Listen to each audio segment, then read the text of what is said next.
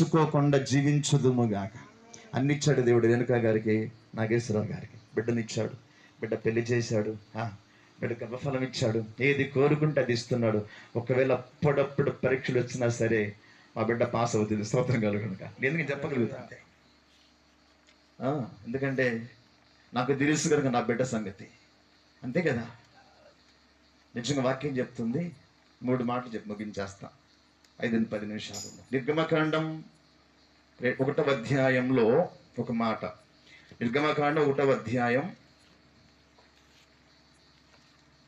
19వ వచనం. నిర్గమకాండం 1వ అధ్యాయం 19వ వచనం. హెబ్రీ స్త్రీలు చదవనా? హెబ్రీ స్త్రీలు ఐగుప్తు స్త్రీలు వంటి వారు కారు, వారు చురుకైన రసాలులు వారి యొద్దకు వచ్చి రాగానే వారు ప్రసవించుచున్నారు. గట్టిగా స్తోత్రం చెప్పడం అందరూ. హల్లెలూయా. ఎవరి గురించి రాయబడిందంటే, ఎవరి గురించి? ఒక గర్భిణి స్త్రీల గురించి రాయబడింది. అక్కడ ఒక రాజు ఉన్నాడు, ఒక సవాల్ చేశాడు. ఏంటది? హెబ్రీ స్త్రీలను ఎవరైనా గర్భంతో ఉంటే వాళ్ళ దగ్గరకు వెళ్ళండి, ఆడబిడ్డ పుట్టినా బ్రతకనివ్వండి, మగబిడ్డ కనుక పుట్టాడా తీసేయని అన్నాడు. అంతే, ఆజ్ఞ జారీ చేశాడు. స్తోత్రం కలుగునుగా. హల్లెలూయా చెప్పండి అందరూ ఒకసారి, గట్టిగా చెప్పండి ఒకసారి. హల్లెలూయా. రాజు ఆజ్ఞ ఎలాంటిదంటే, రాజు తలంచుకుంటే దెబ్బలు కొదువా. రాజు ఆజ్ఞ జారీ చేశాడంటే తప్పకుండా చేయవలసింది అంతే. ఇదిగో మీకెంత డబ్బైనా ఇస్తా, ఉద్యోగాలు ఇస్తా, ఏది కోరితే అది ఇచ్చేస్తా, ఒక పని చేసి పెట్టండి. హెబ్రీ స్త్రీలకు మగబిడ్డలు కనుక పుడితే వాళ్ళని వెంటనే చంపేయండి అని ఆజ్ఞ జారీ చేశాడు. అందులో హెబ్రీ స్త్రీలలో వీళ్ళు వెళ్ళేసరికి కనేస్తున్నారంట. ఎవరు వెళ్ళేసరికి? మంత్రస్వామి వెళ్ళేసరికి కనేస్తున్నారంట. కారణం ఏంటి? వాక్యం చెప్పి వారు చురుకైన వారు, ఐగుప్తు స్త్రీలు వంటి వారు కారు. ఐగుప్తు దేశం ఉన్నది చెప్పండి, ఇజ్రాయేలు దేశం ఉన్నది. ప్రక్క ఐగుప్తీయులు, ఇజ్రాయేలీలు. ఐగుప్తు ఎటువంటి వారు అంటే దేవుని ఎరగని ప్రజలు. వాళ్ళు దేవుని సేవించేవారు కారు. నేను చెప్పాను మన ఆరాధనలో, కల్దీలు ఎలాంటి వారు? విగ్రహారాధికులు. కల్దీలు యొక్క ఉన్న దేవత నన్నాడు దేవతను, నింగాల్ దేవతను పూజించే ఆ దేశంలో ఎలాంటి వారంటే వాళ్ళు చాలా విగ్రహారాధికులు. అటువంటి స్థితిలో ఉన్న వారిని దేవుడు పిలిచాడు. స్తోత్రం కలుగునుగాక. చెప్పండి గట్టిగా అందరూ. హల్లెలూయా. పిలిచి అబ్రహాంని ఎలా దీవించాడో అంతగా దీవించాడు.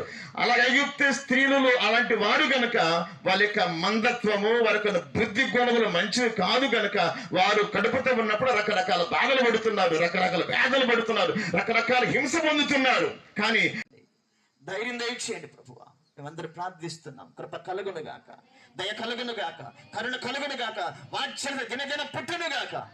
Praise the lord. స్తోత్రం స్తోత్రం స్తోత్రం స్తోత్రం. Hallelujah hallelujah. Praise the lord.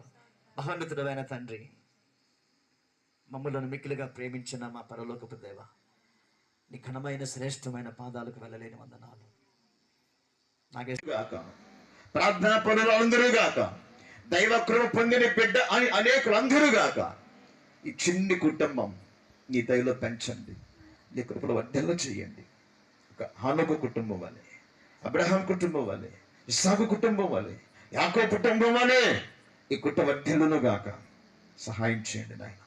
ఈ ప్రార్థన కూడికి ఏర్పరచుకుంటున్న కుటుంబాన్ని దీవించండి, ఆశీర్వదించండి. వచ్చిన ప్రతి ఒక్కరి కోసం ప్రార్థన చేస్తున్నానయ్యా. దీవించి పంపించండి ప్రభు. ముఖ్యంగా ఈరోజు మా మధ్యకు వచ్చి వాక్యం అందించిన మీ దాసుడు జ్యోతి బావగారిని దీవించండి, అక్కను దీవించండి నైనా. వారి కుటుంబాన్ని మీరు నిలబెట్టుకుని ఈ చక్కని పరీక్షలు వాడుకోబోతున్నందుకే స్తోత్రం చెల్లిస్తున్నానయ్యా. దూరానున్న యూకేలున్న అయ్యా నీ బిడ్డ కూడా దీవించిన రోజుని మంచి ఆరోగ్యంతో తెంపండి. మమత కొరకు అయ్యా తన భర్త కొరకు ఇచ్చిన బిడ్డలిద్దరి కోసం ప్రార్థన చేస్తున్నాను తండ్రి. ఈ దాసుడిని ఇంకా ఆయా ప్రాంతాల్లో వాడుకొనమంటూ మహిమ ఘనత కీర్తి మీరే పొందుకొనమని ఈ చక్కని అవకాశం, ఈ చక్కని వాతావరణం మాకు ఇచ్చినందుకే వేవేల స్తుతుల స్తోత్రాలు చెల్లిస్తూ ఘనుడైన యేసు క్రీస్తు నామములో ప్రార్థించి వేడుకుంటున్నాను తండ్రి. గట్టిగా ఆమేన్. పరమ తండ్రి ప్రేమ, యేసు క్రీస్తు వారి కృప, పరిశుద్ధాత్మ తండ్రి సహాయం సహకారం సమాధానం.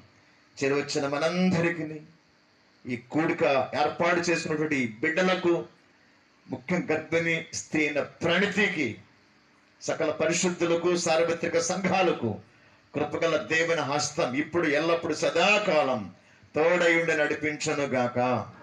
ఆమేన్, ఆమేన్, ఆమేన్.